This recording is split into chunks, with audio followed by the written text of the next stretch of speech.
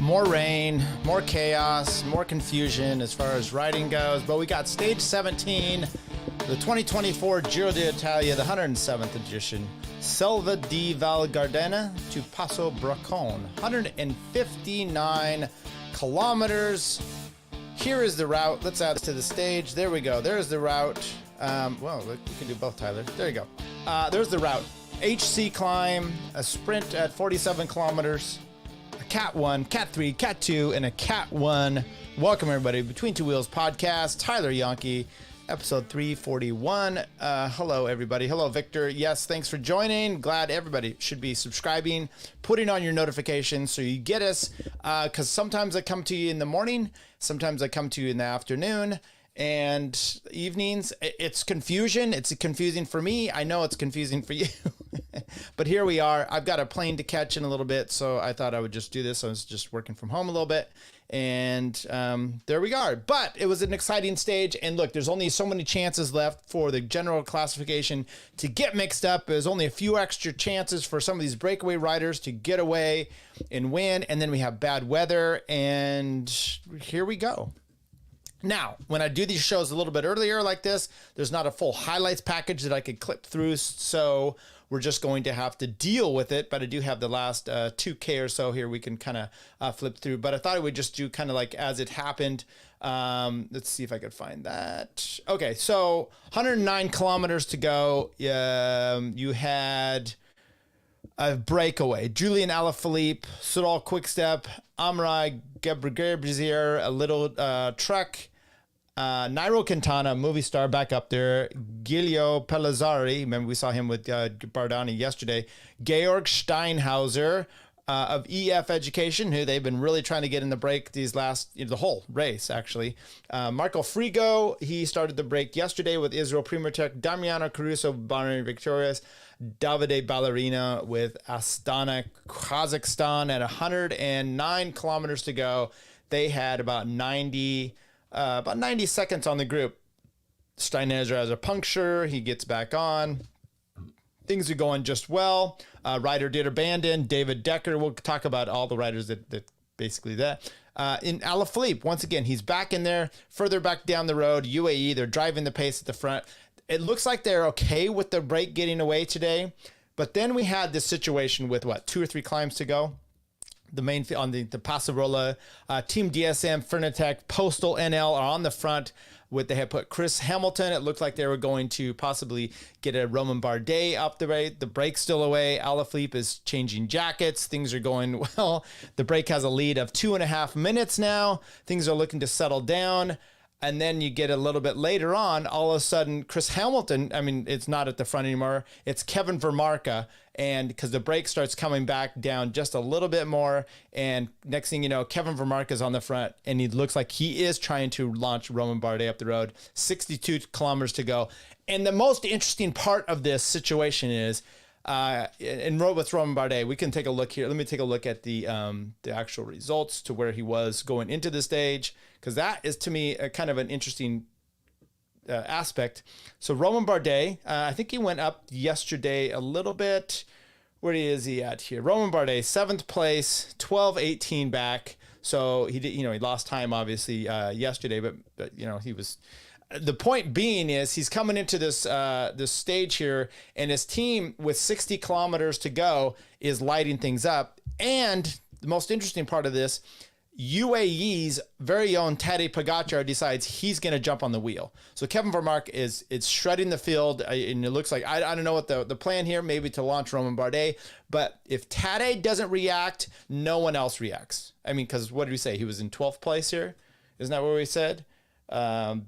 Why am I having trouble with this? 7th place. Okay, 7th place. Arnsman he was 2 minutes back basically from Arnsman. So I don't know that Arnsman, the whole team ruins themselves to get up there, but they do jump on Romain Bardet. I don't understand why necessarily, but I do understand why. There's been comments, and I've made comments about it from this race where, or commenting on it, where people are upset at Tadej Pogacar for winning so much. And there was a rumor the other day, it was reported by Daniel Friebe of the Cycling Podcast, that Romain Bardet had gone up to one of the team cars and complained about Tadej winning to the UAE team car. Now, he dispelled this rumor simply because he's like, look, the guy that they said was in the car wasn't actually in the car. He never rides in the car. He's always at the finish. So that just doesn't make sense. It's like, okay, maybe it was misreported to who was in the car and who he said it to. Maybe they just assumed that the director, Machine, I think it was who it was in the car. But maybe he did go complain. Why is this rumor out there? I mean, Italians, they were a lot of rumors and speculation going on, but there's a lot of reports going on that there's complaints. And if it's Romain Bardet and Tadej Pogacar with 60 kilometers, basically threatens to just shred his team down to follow this, that to me makes sense. Okay. And it's interesting and it's fascinating. Okay.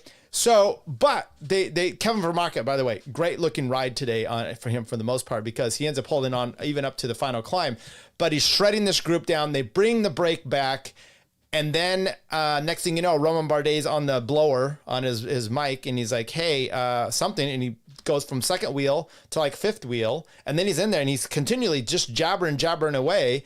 And he's saying some things. And Kevin Vermaelen is still coming on the front, pounding away. And next thing you know, Kevin's kind of like sitting up. And then he and Rafa Majka have some words, or at least Rafa Majka. I don't know what the whole situation is going on there. So it was a bit confusing. So the break, Gabriel Araman, whatever, the Czech little Czech rider, I think he's from Eritrea.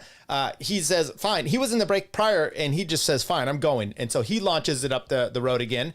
And who goes with him?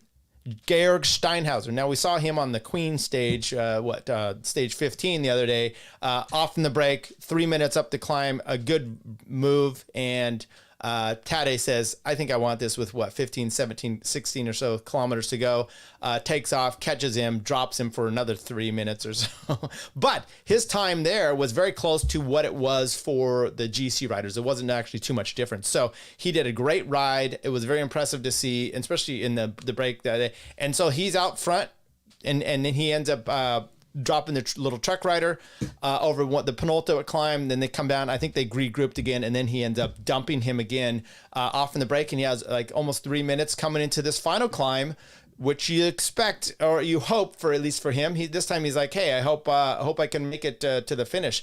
Now let me look here once again at we have the profile up there, but I just wanted to look. So the last one is 4.2 kilometers at 9.6. But it really goes from 147 to 159. So, you have almost 12 kilometers there of kind of some intense riding that he is got to be worried about of how things are going to go for him in that last group. The groups behind coming into the last climb, you then put, I don't know, Ineos on the front, and it's Arnsman doing a lot of work for Geraint Thomas. The first person we see having trouble, no, not Romain Bardet, is Ben O'Connor. Ben O'Connor starts to have trouble. Then Rafa Majka's up the front, but Arnsman is just pounding away for Geraint Thomas, and it's looking, I don't know what I talked about this yesterday, and I will hold to it that I believe, I don't care what Geraint says, maybe he had told him what to do. Leaving Geraint Thomas in that situation is not good. Okay, it's a 2 or 3 kilometer climb. Pacing means a lot. Okay, I've done some of my best climbs on someone's wheel that I normally wouldn't. And you're not necessarily getting an advantage of drafting. To some extent you are, but it's just this mentality of holding that pace that you probably couldn't have done yourself, and you fight to be on there. I don't know. I know Geraint's a pro. He's been doing this for many years. Maybe that wouldn't help him, but you didn't even try. Okay, you left him out there, him being Geraint Thomas, to starve. And now it almost looked like today, Arnsman was paying for that. He's trying to pay him back, so he's on the front. He's not getting rid of Tiberi. He's not getting rid of Martinez. And then what happens is Pogacar decides, F this, and he takes off with like 2 or 3 kilometers to go. And the group kind of shatters behind, and then they do some infighting, and Arnsman loses the gap. And we will go to that last little bit. Let me pull that up, and we'll do the last few kilometers of the group behind was, as it says here, the biggest moment of his life. Georg is still up there off the road, but he's got two. This is about when Ben O'Connor starts to drop. He's starting to have trouble. Tadej hits the front, and then he just decides, you know what, I'm just gonna ride through you at this point, and he takes off. Thomas kind of reacts. Martinez kind of reacts. Tiberi, Oliveira's there. Roman Bardet's still hanging on. Like we said, Ben O'Connor had been dropped at this point, so he was having trouble. Arnsman was having trouble. Up front, though, you had Georg Steinhauser. Now he has 2 minutes with 2 kilometers to go, and you're like, oh boy, this could be some deadly stuff. Tadej didn't look like he was in much of a problem all day long. Immediately, he gets almost 10, 15 seconds over the group. Georg is still fighting his way there. Rafael Mike is trying to come back up to this group. I'm not sure why. Why not just sit up? But Tiberi, Oliveira, Tiberi's kind of on the front doing a lot of pace setting at this point. Ben O'Connor is still trying to work his way back in. He's in 4th place. He's been hopefully getting up to 3rd, trying to sneak his way up there, but he's having trouble. Last kilometer, 1:37 over Pogačar. Unless it's super steep like on stage 15, you should expect him to be able to hold that. Instantly, though, Pogačar's already got a 30-second gap on everybody, and then Ben O'Connor even another 30 seconds from him to the front group with Martinez, Tiberi, and Geraint Thomas. Tiberi, once again, doing kind of leading, which I think is expected, and it's probably the right thing to do. We'll go click back here a little bit. He's on the front. Arnsman's back there. He wants to solidify his chances for the Young Riders jersey, and maybe in the next few days still get a chance to, or maybe you could drop one of these guys and move up into the podium spot. Arnsman's still hanging on there, but he's had a little trouble. He came to and from the group, and then he starts getting off. But Georg Steinhauser for I think it's Germany for EF Education gets the win, gets to finally post up. He says the F word at the finish. He says it in his interview. Tiberi leads the group across the line. Tadej comes in here. How far back is he?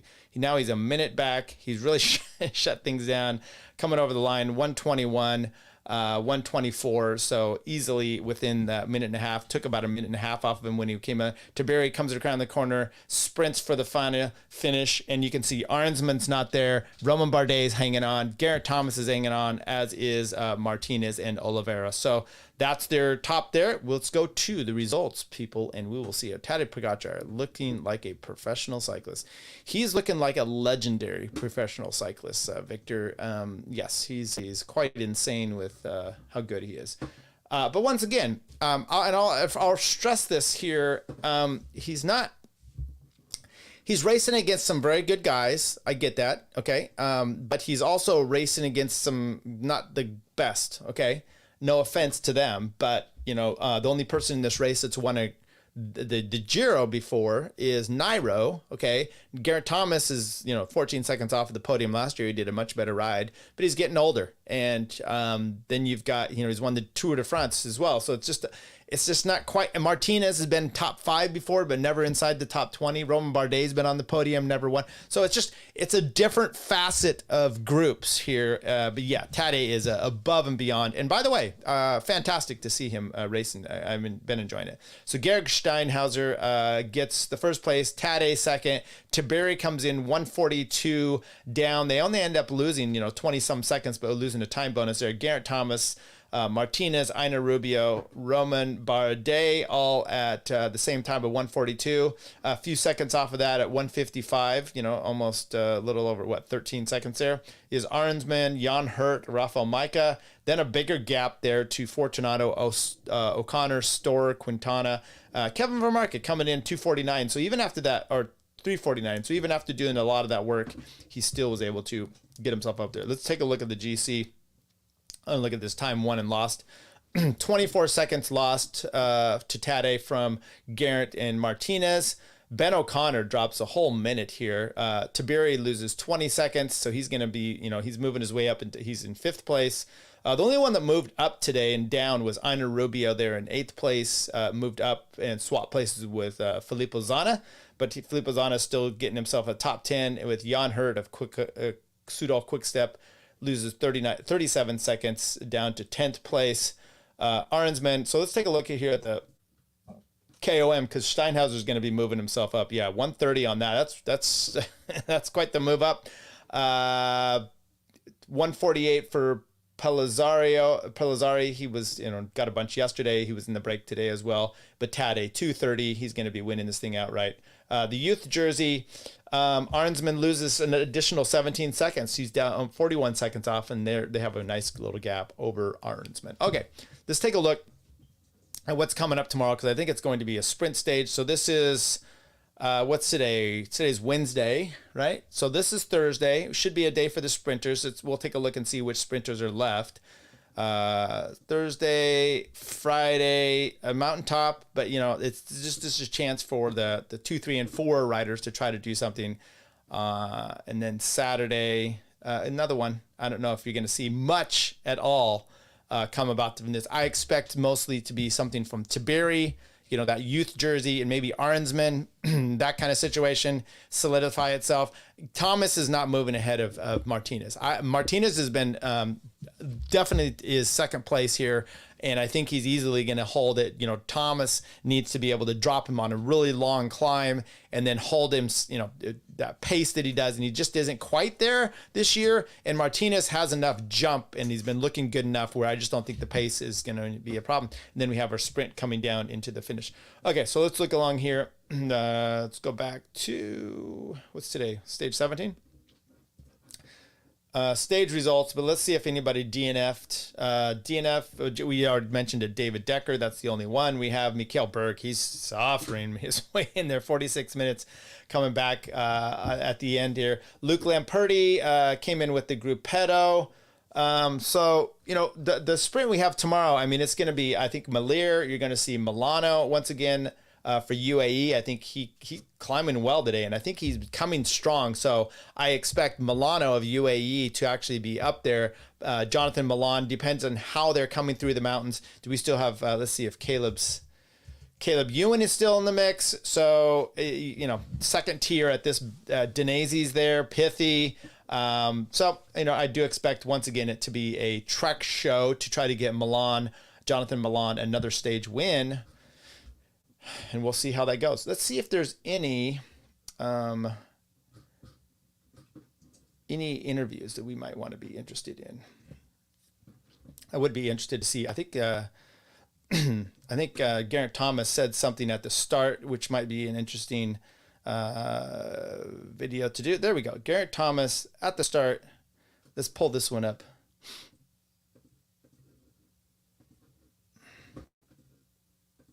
Okay. Let's hear what Geraint Thomas has to say. Some people are asking how the bunch is looking towards the supremacy of Tadej Pogacar. Well, it's don't know. It's kind of, we've always knew it though, didn't we? Like from the last few years, really, and the way he rode in Strada and Catalunya, and just the same again here. So it's tough. There's not a lot you can do, really. It's easy to say, oh yeah, we try and. Attack and make it hard for the team or whatever, but you still got to have the legs to do it. And when they're riding so well, it's a tough one. But as I say, you got to keep trying and keep doing your best. What happens to you? Admiration or sometimes healthy jealousy? Is it what, sorry? Healthy jealousy or admiration? Oh, you admire it for sure, and obviously, yeah, you are a bit like, well, I wish I was able to do that as well, but it's the way it is. What happened to you yesterday, and how do you feel today? Just not a great day yesterday. Just suffered on that last climb, but hopefully better today. Different race, new day, and go again. And do you hope to get back sometime to Dani Martinez today? Do you think it's possible? Yeah, of course, we'll try. Hopefully feel better and can try and get some seconds back. What weaknesses, if anything, does Bora have, does Martinez have that you can exploit? Obviously, he doesn't have no one has the experience that you have. Can you exploit Dani Martinez is the question, basically. It takes forever to ask. Yeah, I guess, he could be isolated at times, and when he was with us, he didn't always have a bad day, but some days were kind of a bit off, and that can happen to anyone, so hopefully that might happen again, you never know, but hopefully. I think just the main thing is just focus on ourselves at the minute and how I'm feeling, and just get to that final as best as possible, and then hopefully have a go. We have a series of hard days. Okay, there you go. That's that one. So let's. There was another. Wanted to see another interview here. Garrett Thomas at the start, Martinez at the finish. I'm not really concerned. Should we hear what Tadej said? Let me hear what Tadej says. It's gonna be a commercial. It's gonna be a commercial. So we're gonna have to just work our way through this. Okay. Let me get to it here. Sorry, folks. This is the way it is when you do these stupid videos. I maybe Mark's right. Maybe I need to get the the plus. Okay, here we go. You have to be satisfied because you gain time against all the rivals. Yeah, I'm satisfied because yeah, today was the plan. When the breakaway went, it was really hard that the breakaway went because it was a start on the climb, and the original break was super strong. They were good guys there, and we were happy with that. We would ride, good pace on the climbs, slowly downhill to be safe. But then DSM came, did a crazy downhill, then they blow up. Then yeah, it was just like this, and Steinhauser attack again. And yeah, he rode super strong today, so he deserved the victory, and I'm happy with my legs and how we rode as a team also. So yeah, I'm super happy. Yeah, talking about Steinhauser on Sunday, you told you were very impressed by him. Are you surprised you attacked him again? No, when the first group went and we hear the names, yeah, it was a good group to let go. They were showing already, everybody from them super strong legs this Giro, and but Steinhauser did again impressive ride. I think he's gonna be a big rider in the future. So yeah, let's keep eye on him, and yeah, chapeau to him for today. Tomorrow is gonna be a quieter day. What's the plan for the weekend? Yeah, let's not do anything stupid. Keep focused, and we try to win a stage with Molano. Okay, thank you very much. Thank you. What I love there, and I've noticed this here, which is he does give a lot of Tadej does seem to be giving praise to some of these young up and coming riders, and it is interesting to see, and then kind of take shits on some of the other ones. It is interesting to see, maybe in a few years, maybe Steinhauser will be the guy. Breathe, so Ben O'Connor. Just fighting something, and it's just a bit average. So yeah, a bit sad today. Wasn't my best. And a second follow-up, if I may. It seemed that in the last couple of days you've been struggling to breathe. I've seen you at the finish line, really breathing. Struggling to breathe. Is that something you're dealing with now? Is something with the Giro in Italy, or? Yeah, finding something, but oh well. Again tomorrow to hopefully give the lungs a bit of a rest and then be ready for the final couple of days. But yeah, not at my best at the moment, but hopefully it can be good by Saturday. One last question. Hard, difficult to take? Or? Yeah, today was really, really hard. Just with the weather and the tricky descents and the wet roads all day, it just made it a day where you couldn't switch off. Thanks. I will say one thing about Ben O'Connor that I've noticed is he seems, and even here in interviews with Larry Warbass and him, he has a negative. I think there's a mental part of him that he's just kind of negative. So I mentioned that yesterday, which is bad weather, tough day. I'm reading into a lot of stuff, but I'm just giving you this. He's not breathing well. He's maybe a little sick or has a little congestion. And then in his head, he's already saying, these are excuses or these are problems I have. It's human nature to do that. But some people are just oh, I thrive in this kind of weather. And if you don't thrive, I hate riding in the rain too, then it can be problematic, and it can be just you already putting yourself out. And then next thing you know, Roman Bardet is going up the road because he loves this kind of weather. Maybe that's the kind of thing it is. I don't know. Okay, everybody. See you tomorrow. Stage 18. Jonathan Milan?